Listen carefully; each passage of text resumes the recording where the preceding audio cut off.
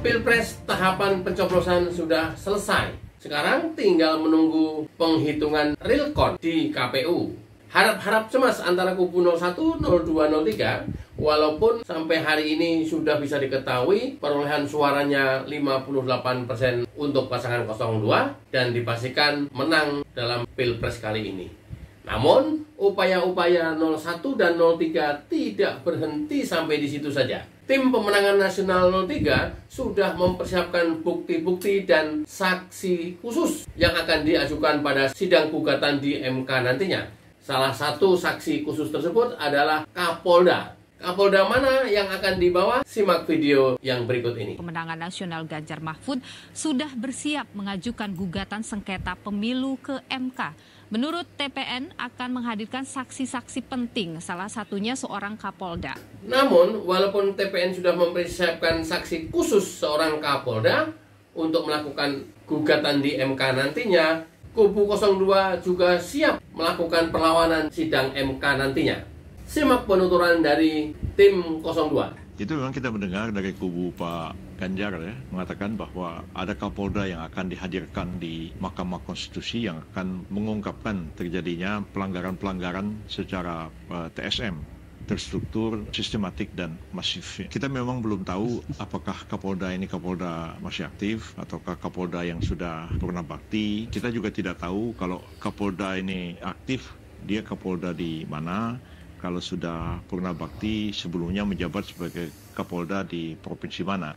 Tentang Kapolda mana yang akan diajukan sebagai saksi sidang MK nantinya oleh pasangan 03, berikut penuturan Kapolri. TPN menginginkan ada Kapolda menjadi saksi di MK. Dari Kapolri akan mengizinkan nggak Pak untuk Kapolda itu jadi saksi? Ya, Pak? kalau memang ada ya boleh-boleh saja, tapi kan harus ada buktinya.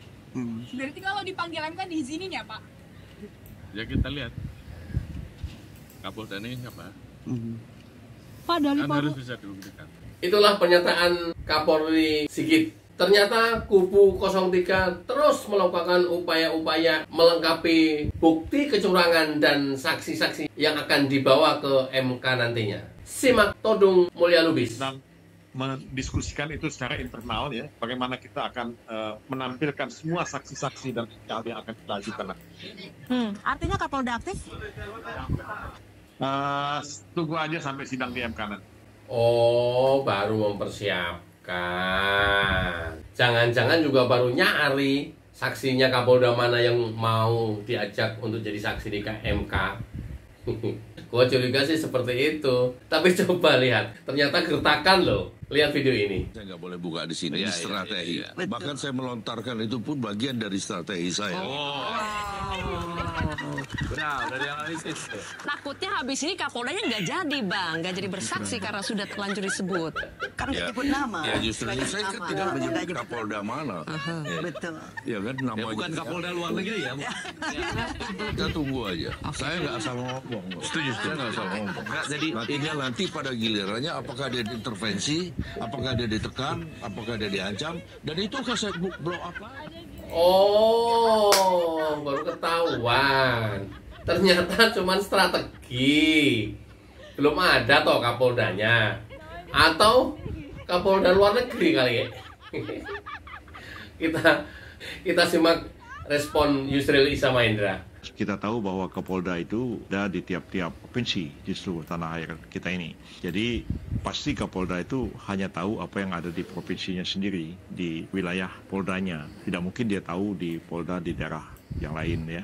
Tapi kalau misalnya sekiranya mau dihadirkan oleh kubu Pak Ganjar, Pak Mahfud, ya silakan aja. Saya mau dengar juga sebenarnya seperti apa dia akan menerangkan terjadinya pelanggaran TSM di poldanya itu. Apakah dia dengar langsung? Apakah dia cuma terima laporan dari bawahannya? Apakah dia menyaksikan langsung? Ataukah dia mengalami langsung atau tidak? Nah, kita dengar lebih dulu lah. Saksiannya ini akan merontokkan hasil Pilpres atau sebaliknya juga ya mungkin ya tidak ada apa-apanya. Kita dengar dulu lah seperti apa kesaksian yang akan diberikan di Mahkamah Konstitusi nanti. Mantap Prof. Yusril pendapatnya. Mau siapapun yang akan dihadirkan tetap cool, tenang menghadapinya. Karena memang jam terbang sudah membuktikan beliau selalu menang di gugatan MK. Kalau kala itu mungkin hakimnya Prof. Mahfud, sekarang sama-sama Prof. Mahfud sebagai penggugat nantinya, dan Prof. Yusril sebagai orang yang tergugat. Seru nih, adu ilmu, adu bukti, adu menghadirkan saksi-saksi, ya bisa jadi hanya menjadi bahan ketawaan. Sama seperti Pilpres yang dulu, dihadirkan saksi jauh-jauh dari Papua, dihadirkan saksi ahli IT, ternyata cuman omon-omon, persepsi, cerita. Prof. Mahfud ada di TKN loh, jangan seperti itu ya, malu nanti. Oke. Kita simak video selanjutnya. Tim hukum Ganjar Mahfud tengah menyiapkan saksi dan ahli untuk dihadirkan dalam sidang gugatan hasil pemilihan presiden 2024 di Mahkamah Konstitusi nanti. Salah satunya yang direncanakan akan menjadi saksi adalah seorang Kapolda. Secara eksplisit rekan-rekan itu diketahui dari mana ya? Karena kalau tidak salah itu kan ada diskusi dalam satu podcast ya, yang kemudian teman-teman bertanya kepada pertanyaan ini. Tentu kami akan menyampaikan yang pertama adalah komitmen Polri ya. Polri patuh dan taat pada peraturan perundang-undangan yang merupakan amanat dan harapan seluruh masyarakat. Tentunya ini perlu diketahui dulu sebagai garis besarnya. Kapolri Jenderal Listio Sigit Prabowo juga pada kesempatan setiap kegiatan juga menyampaikan terkait dengan netralitas Polri ya, tetap terjaga dan diawasi oleh lembaga-lembaga pengawas dan kontrol sosial lainnya termasuk rekan-rekan media. Tentu ini menjadi bagian daripada komitmen Polri. Itu tadi adalah pernyataan mungkin karena Kapolda sebagai objek, mungkin salah satu Kapolda, nggak tahu Kapolda di mana, bidang 1, ya diseret-seret ke politik praktis, makanya mereka menyampaikan statement seperti itu. Bagus, sekaligus untuk menampik isu-isu yang bakal ada Kapolda menjadi saksi di MK nanti atas kecurangan pemilu yang diajukan oleh 03. Luar biasa. Kalau sampai nggak terjadi ini, aduh, malah menjadi bahan ketawaan. Padahal di situ ada Prof. Mahfud yang memang pakar hukumnya, udah tahu seluk-beluk di MK. Kita coba simak pernyataan dari Menko Polhukam, bukan Mahfud MD ya, Menko Polhukam yang baru. Itu mekanisme ya. Apabila nanti KPU mengumumkan masih ada konflik sengketa pemilu melalui Bawaslu dan Bawaslu sesuai dengan aturan akan disampaikan ke MK, dan kita akan mengamankan proses demokrasi tersebut. Dan tentunya kita semua sudah antisipasi. Itu tadi pernyataan dari Menko Polhukam. Sekarang kita lanjut bintang 1. Tadi belum selesai. Simak videonya. Dalam rangka mewujudkan demokrasi dan juga memelihara, kemudian juga menjaga profesionalisme Polri, tentu dalam memelihara kehidupan bernegara dan bermasyarakat, artinya komitmen ini adalah bersikap netral. Ya, Polri bersikap netral dan tidak melakukan kegiatan politik praktis selama tahapan pemilu 2024. Hal tersebut juga dilaksanakan untuk memberikan pengamanan dan memastikan pemilu berjalan aman, damai, dan tentunya juga sejuk. Terakhir, Bapak Kapolri juga meminta jadikan bulan suci Ramadan menjadi suatu momentum untuk damai, menjaga persatuan kesatuan. Udah jelas ya, netralitas Polri masih diragukan, terserah. Masih mau diseret-seret ke politik praktis, terserah. Mau dibawa ke MK sebagai saksi kecurangan pemilu, terserah. Kita tunggu ya. Dan sekarang kembali ke Yusril Issa Mahendra. Simak videonya. Polda ini akan bisa mengungkap kecurangan, salah satunya dalam mobilisasi aparat untuk memenangkan paslon 02. Ini bagaimana tanggapan dari hukum? Dulu juga pernah dibilang begitu oleh keponakannya Pak Mahfud. Ada seorang pakar IT dari ITB ya, yang menciptakan robot yang bisa membongkar kejahatan IT-nya KPU. Ya sudah, silakan aja datang. Kalau didatangkanlah orang itu ke DPR. Setelah dia menerangkan sesuatu, di tim kita itu juga ada Profesor ITB, Profesor ini anak baru tamat S1 kemarin. Dia nggak ngerti apa-apa entah soal ini. Terus setelah dia menerangkan, kita ditanya sama hakim, ada yang mau ditanya nggak? Saya bilang enggak ada yang mau ditanya. Ya akhirnya kita ketawa semua. Sampai di sini paham ya. Ini pengalaman Prof Yusril selama ini menjadi pengacara di MK dari salah satu capres waktu itu Joko Widodo.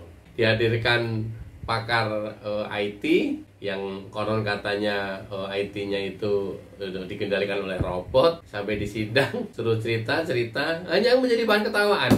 Nggak ditanyain nggak apa. Jangan-jangan nanti kalaupun memang benar ada Kapolda yang dihadirkan akan seperti ini kejadiannya. Nggak substantif dan cerita hanya menjadi bahan ketawaan. Tapi nggak apa-apa, sah-sah saja. Kita tunggu nanti ya. Dan sekarang kita saksikan lagi pernyataan dari Kapolri Sigit. Saya justru menunggu namanya siapa, ya. Dan sekarang kembali ke Yusril Issa Mahendra. Simak videonya. Juga sempat pada waktu itu Pak Said Didu dihadirkan sebagai ahli, sebagai saksi.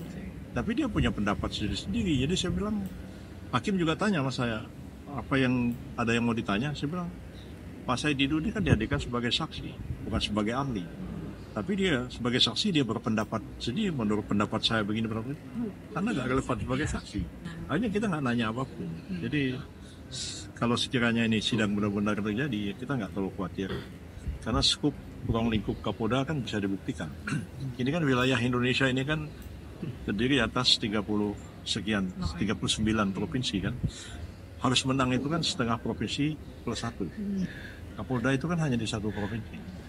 Kalau dia mengungkapkan terjadinya penipuan segala macam pengerahan massa di tempat yang dia sendiri menjadi Kapolda, apa bisa menggugurkan 39 provinsi yang lain?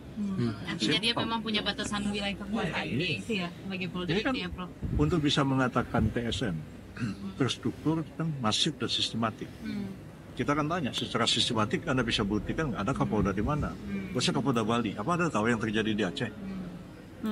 Berarti meskipun itu terbukti, tapi tidak bisa menggugurkan mungkin terbukti di satu tempat itu aja. Tapi pun untuk mengatakan bahwa itu terbukti di satu wilayah Kapolda, saya agak. Ya. Di beberapa TPS barangkali bisa, di beberapa desa, beberapa kelurahan. Itu satu kabupaten aja berat, apalagi misalnya dia Kapolda yang besar, dia Kapolda Jawa Timur. Gimana dia mengungkapkannya itu? Nah, dan bisa jadi berbalik juga kesaksiannya nanti. Jelas, tegas. Mungkin orang awam logika yang disampaikan Prof Yusril itu gampang sekali dicerna oleh masyarakat luas yang awam hukum. Itu logika-logika yang memang masuk akal banget. Ada 39 provinsi, Prabowo menang di 37 provinsi kalau nggak salah ya. Nanti setidaknya bisa bawa 10 atau 15 Kapolda. Karena masing-masing Kapolda hanya paham di wilayah hukumnya saja. Jadi kalau hanya bawa satu Kapolda, ya hanya bisa membuktikan di Polda tersebut. Ya masih ada provinsi-provinsi lain yang mungkin tidak ada kecurangannya atau tidak bisa dibuktikan kecurangannya. Loh, logikanya masuk Pak Eko. Ini ada Prof Mahfud loh di sana loh. Prof Mahfud itu udah menyatakan udah ahli hukum banget karena beliau bekas ketua MK. Nah, kalau sekarang Prabowo 59%, Ganjar itu kayak baterai lowbat 16%, ada selisih 42%. Dia akan membuktikan sehingga bisa menambah suaranya dia berapa? 25-30%. Kalau selisihnya sih 42%, bisa. Luar biasa ini kalau bisa. Aduh. Halo Prof Mahfud. Aduh. Sayang loh Prof. Prof kan bekas ketua MK. Kita tahu dah.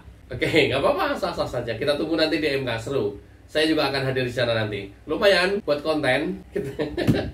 Kita lanjut video yang berikut. Harus membawa bukti dan saya kira itu mekanisme yang sudah diatur di MK.